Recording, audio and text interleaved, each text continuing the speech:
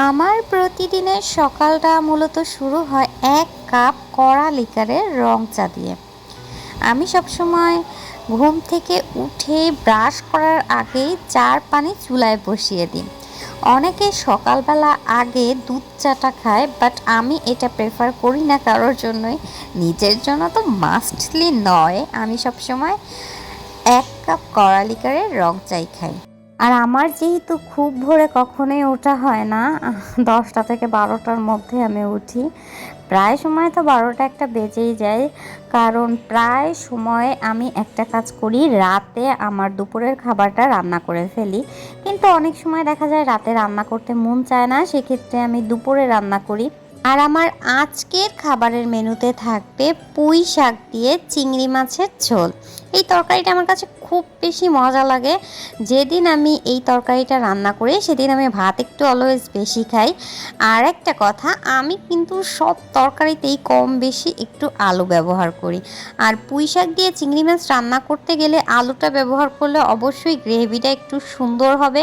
কড়াই চুলায় বসিয়ে দিয়ে আমি অল্প করে একটু তেল নিব। এই তরকারিটা কিন্তু অল্প তেলে রান্না করলেই সব থেকে বেশি মজা লাগে, কারণ শাক জাতীয় যে কোনো খাবারের যদি ঝোল রান্না করা হয় সেক্ষেত্রে কিন্তু তরকারিতে অবশ্যই পেঁয়াজ কাটাটা দিতে হবে এবং অবশ্যই তেলটা একটু কম ব্যবহার করতে হবে।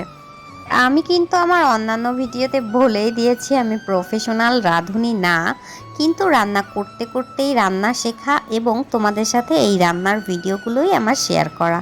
তো কথা বলতে বলতে আমি আমার শুকনা মশলাগুলো দিয়ে দিলাম। যে কোনো মশলাই খুব অল্প পরিমাণে ইউজ করলে শাকের তরকারি কিন্তু অনেক ভালো হয়। এবং তার মধ্যে হলো পুঁই শাকের তরকারি যখনই তুমি রান্না করবা না কেন, সেক্ষেত্রে দেখা যাবে তুমি যদি হলুদের পরিমাণ একটু হালকা একটু বেশি করে দাও এবং মরিচের পরিমাণ যদি হালকা একটু কম করে দেওয়া যায়, কাঁচা ঝালটা ব্যবহার করা হয়, সেক্ষেত্রে কিন্তু টেস্ট দ্বিগুণ হয়ে আসে। আমি চিংড়ি মাছটা দিয়ে দিলাম এই কষানোর ভেতরে চিংড়ি মাছটা দেওয়ার পরে কিন্তু আমি ভালোভাবে আগে চিংড়ি মাছটা কষাই নিব, তারপরে কিন্তু আমি আলুটা ইউজ করব। চিংড়ি মাছটা আসলে আগে কষিয়ে নিলে ভালোভাবে, তারপরে যদি তুমি আলু এবং ডাঁটাটা দিয়ে কষায়ে তারপরে তুমি শাকটা ইউজ করো, সেক্ষেত্রে দেখা যায় শাকের কালার খুব সুন্দরভাবে সবুজ থাকবে এবং তার সাথে এই আলু এবং তার সাথে ডাঁটাটা আগে থেকে কষাই রাখলে আগের থেকেই এই আলু এবং ডাঁটাটা সিদ্ধ হয়ে যাবে। এক্ষেত্রে কিন্তু রান্নার সময়টাও খুব সুন্দরভাবে বাঁচবে। আসলে একটা সময় অনেক বেশি বিউটি ইন্ডাস্ট্রি নিয়ে কাজ করতাম। বিউটি সাইডের মেকআপ জার্নিটা আমার কাছে ছিল একটা স্বপ্নের মতো রাজ্য। কিন্তু দেখা যেত দিন শেষে সব কিছুর পরে ফ্যামিলি, সংসার, জীবন নিয়ে আস্তে আস্তে ইনভলভ হতে হতে এখন এমন একটা পর্যায়ে পৌঁছে গেছি যে রান্না, সংসার এসব ছাড়া এখন সব কিছু থেকে কেমন জানি মন উঠে গেছে।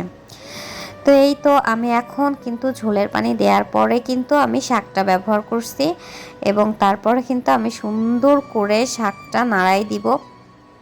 আমি অবশ্যই কিন্তু ঝোলের পানিতে বলক আসার পরে তারপরে শাকটা ব্যবহার করছি, শাকটা দিয়ে দিছে। আমার কথাতে একটু এদিক ওদিক হতে পারে, অবশ্যই আমার কথা ক্ষমা সুন্দর দৃষ্টিতে দেখবেন। এবং আমার যদি রান্নার ভিডিও আপনাদের ভালো লেগে থাকে অবশ্যই আমাকে কমেন্ট বক্সে জানাবেন কি রান্নার রেসিপি আমার থেকে আপনারা জানতে চান।